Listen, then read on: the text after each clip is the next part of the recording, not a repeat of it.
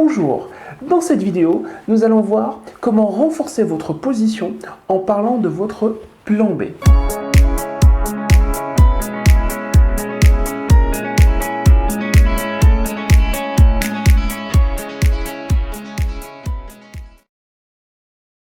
Généralement, quand l'un des négociateurs annonce son plan B, c'est avant tout pour renforcer sa position dans la négociation. Le vôtre doit donc être crédible et réalisable unilatéralement, sans quoi non seulement en parler serait inutile, mais ça serait peut-être même dangereux. En effet, si votre interlocuteur se rend compte de la fragilité de votre plan B, il aura tout intérêt à vous mettre au pied du mur, en provoquant une impasse qui soit vous poussera à abandonner la négociation en faveur du soi-disant merveilleux formidable plan B, soit impactera votre crédibilité et vous fera perdre la face. Voici un exemple de ce qu'il ne faut pas faire. Écoutez, ça fait la 3e relance que je vous fais et vous n'avez toujours pas réglé les 2 derniers loyers. Je sais bien, mais j'ai quelques difficultés financières en ce moment. Oui, mais on me l'a déjà faite celle-là. Difficulté ou pas difficulté, je m'en fiche. Ça ne me regarde pas. Je vous donne jusqu'à la fin de semaine. Passé ce délai, j'appelle la police pour vous déloger. Vraiment? Tout à fait, et je serai sans pitié. Dans ce cas-là, n'attendez pas la fin de la semaine. Faites-le tout de suite. Au cas où ça vous aurait échappé, nous avons déjà entamé la période hivernale. Et selon la loi, jusqu'à la fin de celle-ci, vous n'avez pas le droit de me déloger, peu importe les raisons.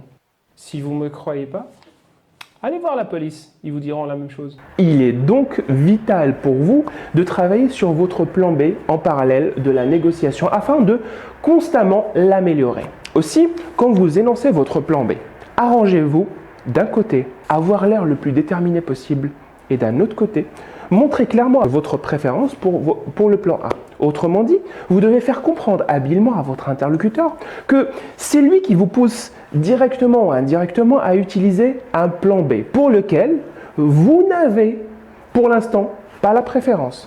Et voici un exemple de ce qu'il faut plutôt faire. Si nous arrivons à nous mettre d'accord sur le montant des pénalités que vous nous devez suite à vos retards de livraison, nous pourrions nous montrer flexibles vis-à-vis des modalités de paiement utilisées. En cas de désaccord, nous serions contraints de porter l'affaire devant un tribunal pour réclamer notre dû, voire même une action en dommages et intérêts.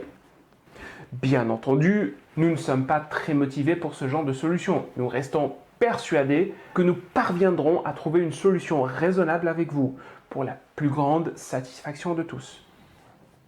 Très bien. Attention, si vous n'avez pas de plan B ou si votre plan B est assez fragile, rien ne vous empêche de bluffer si vous êtes un bon joueur de poker.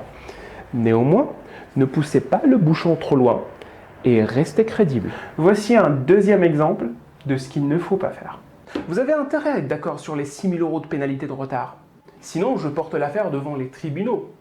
Et mon ami avocat m'a assuré que j'aurais au moins 300 000 € de dommages et intérêts. Et avec un peu de chance, même un demi-million d'euros.